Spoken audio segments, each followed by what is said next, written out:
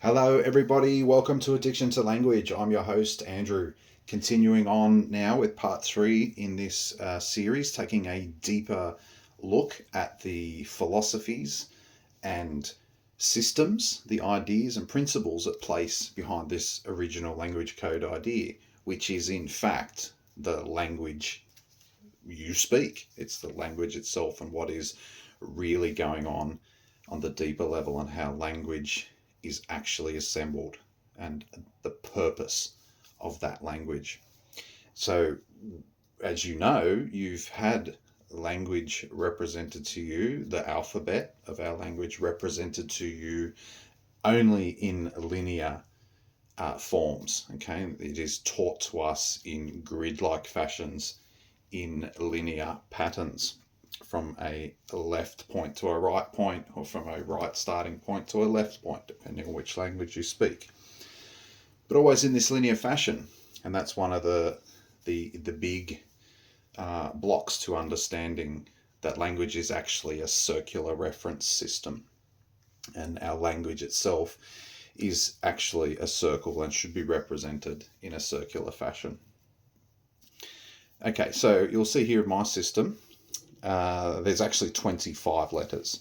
And by my estimation, that is the correct number of letters to have. And in having 25 letters, it enables us to do this. There's quite a lot going on behind the concept of having 25 letters as opposed to 26 or any other number. But for an ultimate consistent point that will follow through the principles of a 25 system, will follow through into all other realms of study, all of the quantum realms of study, the physics, all of the mathematics that powers it, okay, all of the concepts of philosophy, everything will agree with the 25 system. And I'll talk more about it as I go along in this video probably and in future videos.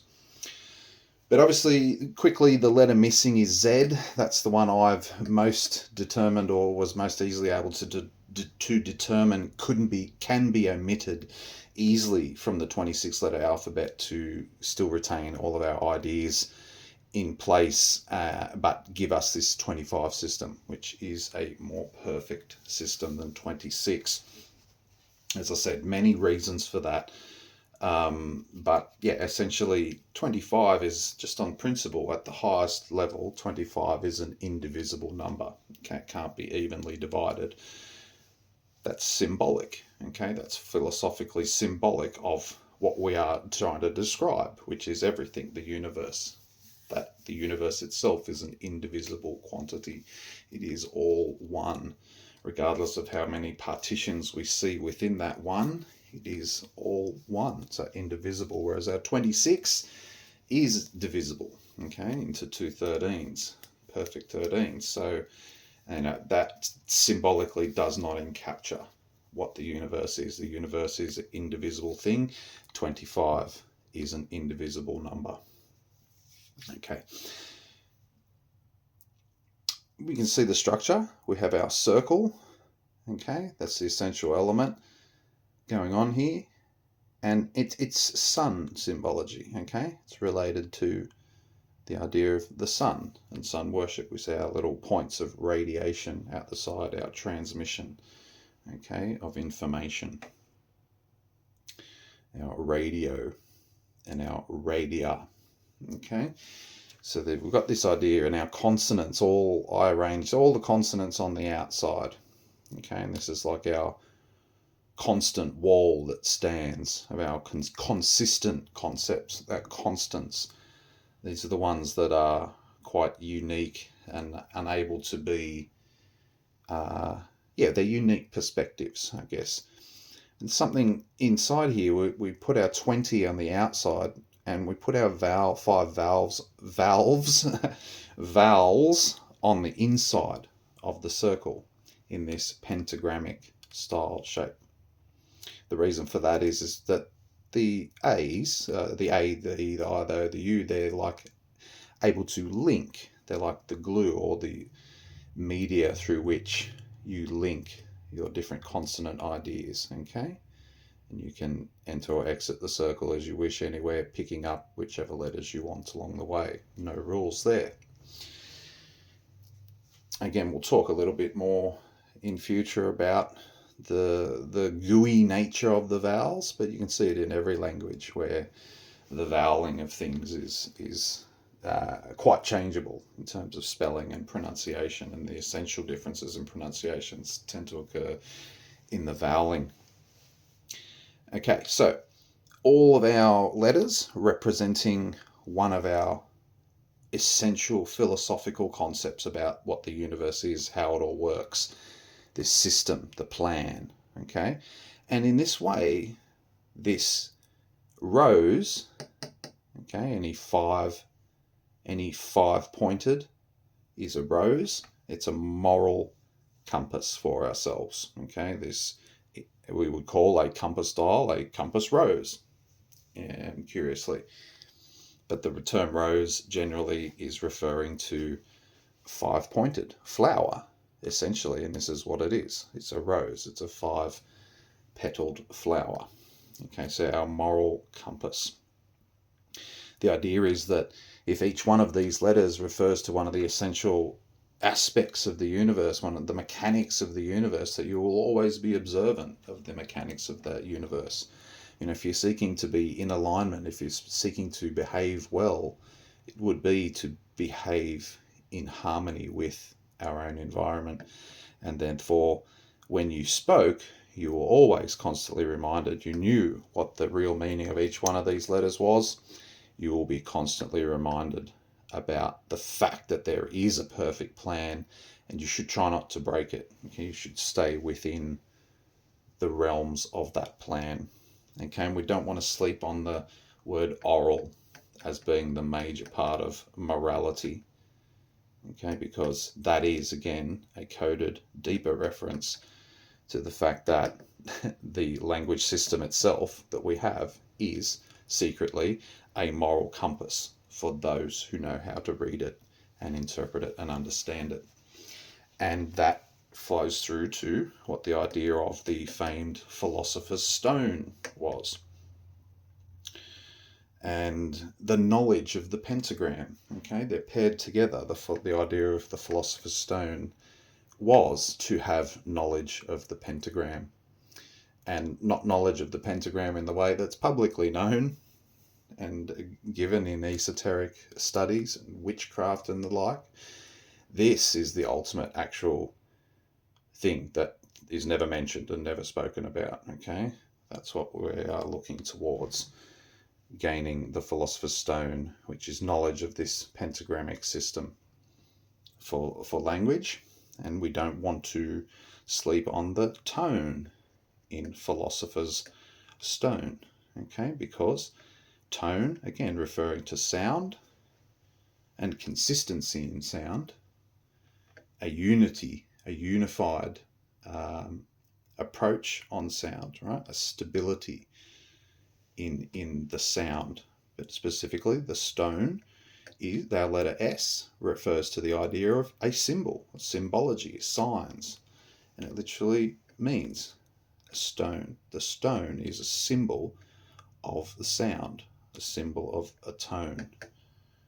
Okay, and so that is what is going on here.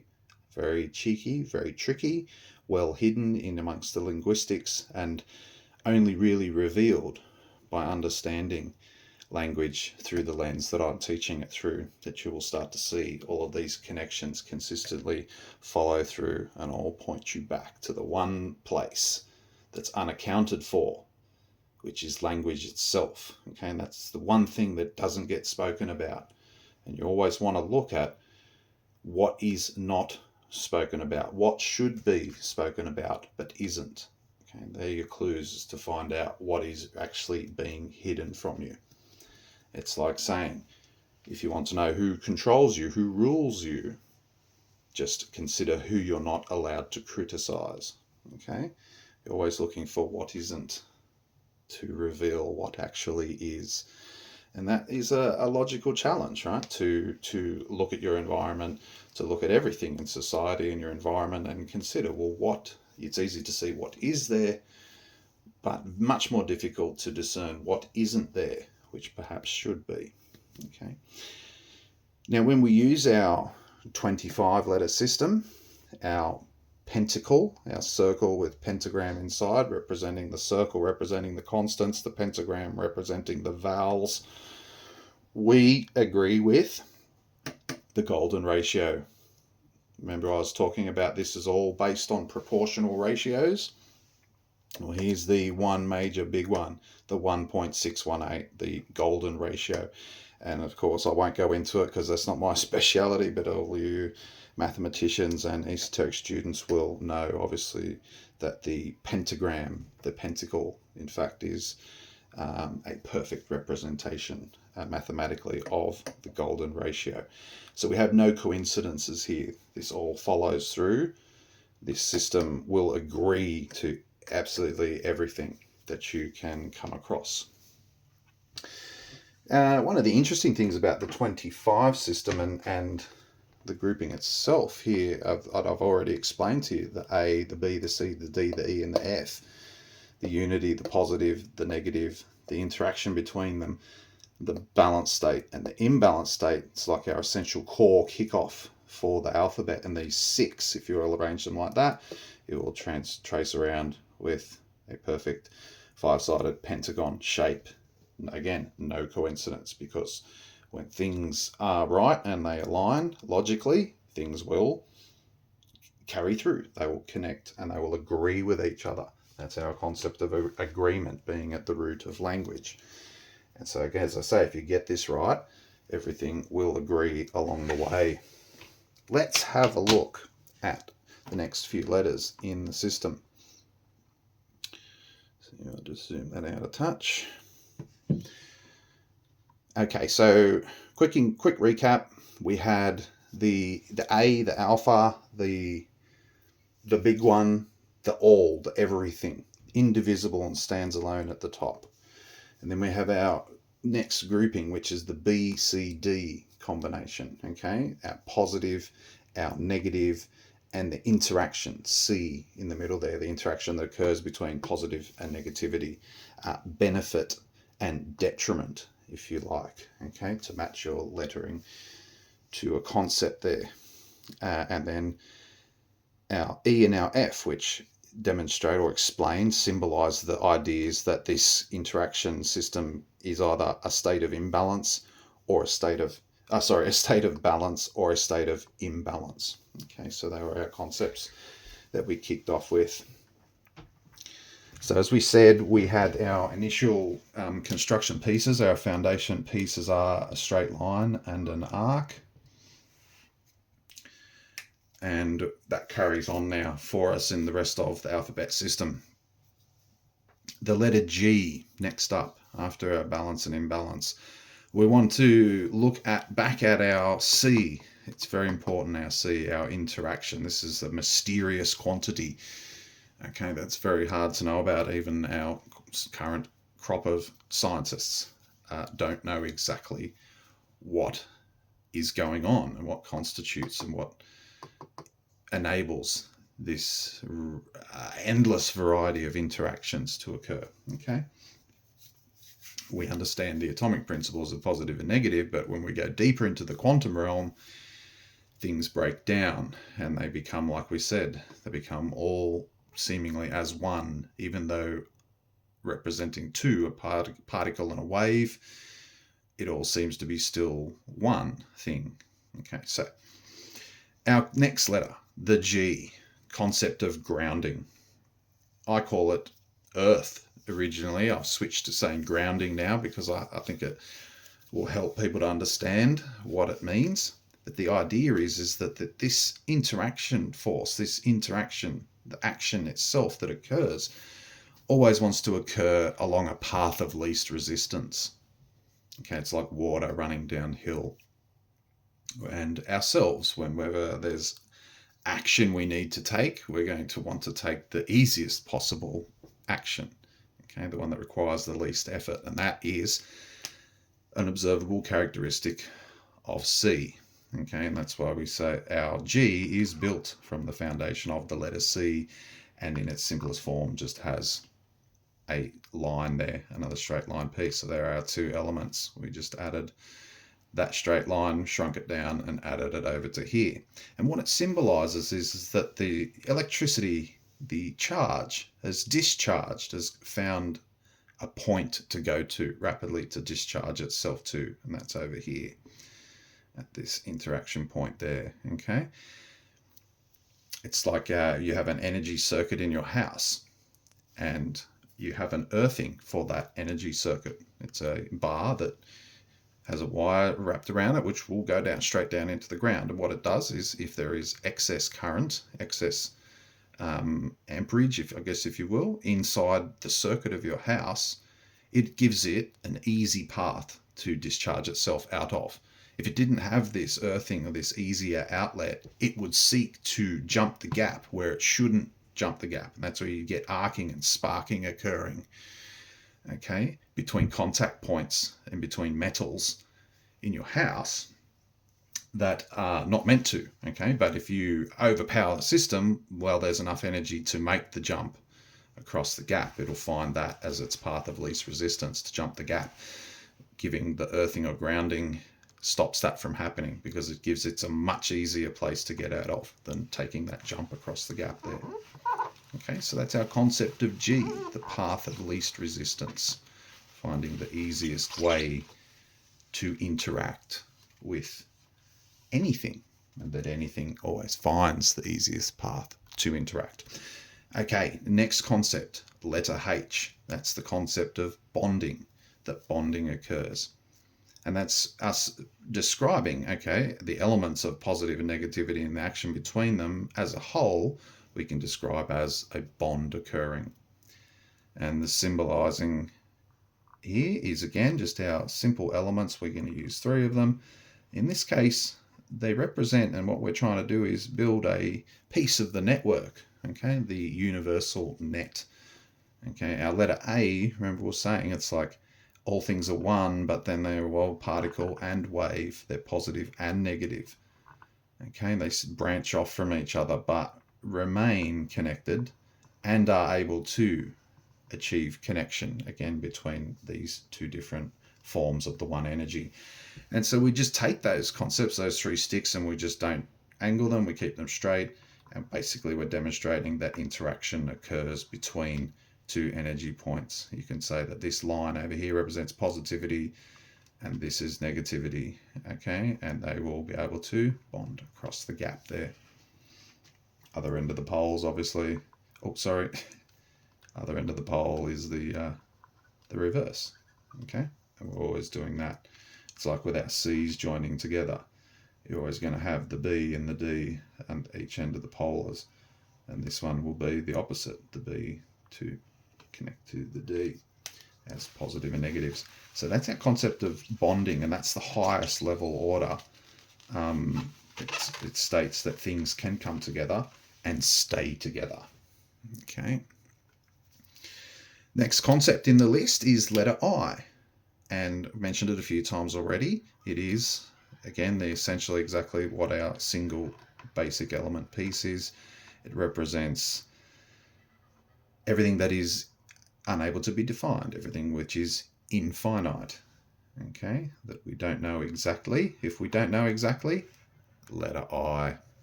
That's our symbol to represent that there is a quantity that we just don't know and that we just seemingly can't know at this point and probably should not know, okay, but it seems simple enough. But as I said, we always have motion in our symbols and we have oscillation point to point, okay, back and forward, that there's always energy oscillation going on.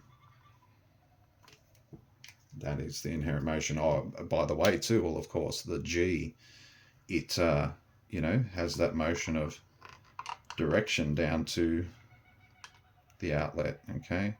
Energy going in and going down out into the ground, okay? That's its motional, inherent motion that's in its symbol. And the H is, again, just basically we have our oscillation, this we have with the I occurring, and also we have this transference occurs, because that's what we have in our interaction between B and D, they transfer energy to each other, okay? Electrons, the atomic electrons, they transfer electrons to each other. Each one of them gets its full outer shell of electrons filled to its balance point, to the amount that it can hold. And that is our next concept. See how it's logically forming up here? So we have our system, then we're describing perspectives on that system and what these things actually are. And what happens here in this interaction is something is given. I call it giving, but it's transference, okay? Things are transferred from one to another. And our essential, ignore my crossbar and my J there because that's just my habit of fonting. But our J is simply that hook or that upside down shepherd's staff.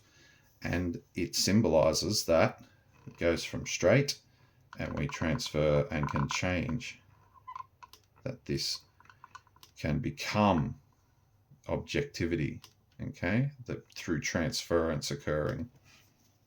But literally just saying that yes, things in the process give across to each other, these electrons, which then will cause metamorphosis to take place, okay, a change in shape, or in fact just even at the root that this transference causes shape itself to take place, to take form.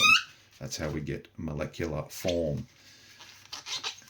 once these atoms join together with other like atoms or with other atoms. So that's our concept of the J, the idea of giving, or that transference occurs as part of this process. And the next concept in our list alphabetically is the K, okay? And letter K represents the idea that at the root, this system requires things to come into contact with each other, contact or connectivity.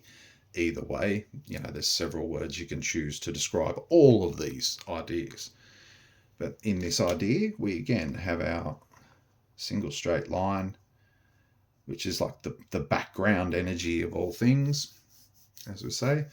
And then with our K, we have properly formed, should just simply look like this in this fashion, because that is, again, our energy coming in to a point from each side, entering and merging together. It's our letter A shape, okay?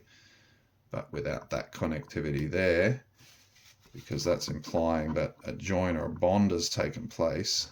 But we just want to note that things come together and meet at a point. They contact each other and connect, and that's the root essential requirement for interaction to occur.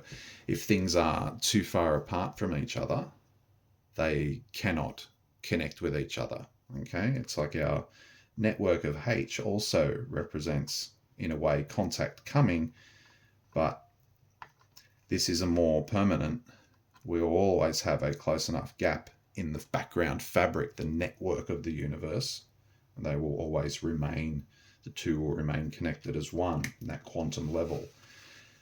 But when it comes to the K, the differentiation is that you can look at it from this perspective as well, like a tennis ball has been thrown against a wall and will bounce off. Okay, so this symbology and this idea enables us to capture the idea of contact occurring, okay, but it doesn't have to be always from two things coming together to contact. It can be just or coming into contact and forming a bond and staying. They can also come into contact and bounce away from each other again. Okay, so you can have connectivity between B and D without a bond or a join forming. Okay, and that's our next idea, and the last one for this list, or this section of the alphabet, the letter L. That's our other of three ways that we look at this interaction taking place. We have, at the most basic level, connection or contact occurring. Then at the next level up, we have joining. At the highest level, we have bonding. Consider it like joining is like your friends. And I know we can have some very good friends in life, but the idea being that joining is like not quite as much as family, right? Family bond. Okay, and I guess the idea is that should be the ultimate highest connection, should be to your own family, followed by your friends, joinings, and mere passing acquaintances, the connectivities and contacts. Okay, and that's the logic going on there. So this idea of joining is, a piece of a cross. If you look at it in that fashion, it will extend out, a back-to-back L's will just give you that nice cross shape, that plus sign there. But it really just is referring to simply a way of describing things coming together as a joint. And the reason, I guess, is simply from construction. We see it in construction all the time. And that, our other way to join up two L's is to make it into a box like that. And that's the essential idea of what is going on there, that things join together and can stay formed up as a shape for a certain period of time, but not forever. Okay, so we have the idea of the difference between bonds and joins that are eternal, that will always be there, and ones that are temporary. Okay, joining, so like building a house, joining two pieces of wood together, okay, at a joint. Good, stable, it'll be there for a while, but not forever. Okay, the universe will always find a way of breaking that back down again. So there you go. There is the next stage, the G through L. So now we've got all of our concepts lined up, and we can see how they're starting to build out into a system. And we will continue on then from M through to Y. And these are just further perspectives that we can take on this root basic process idea. Okay. All right. I'm enjoying it, guys. I hope you are too. I'll catch you next time.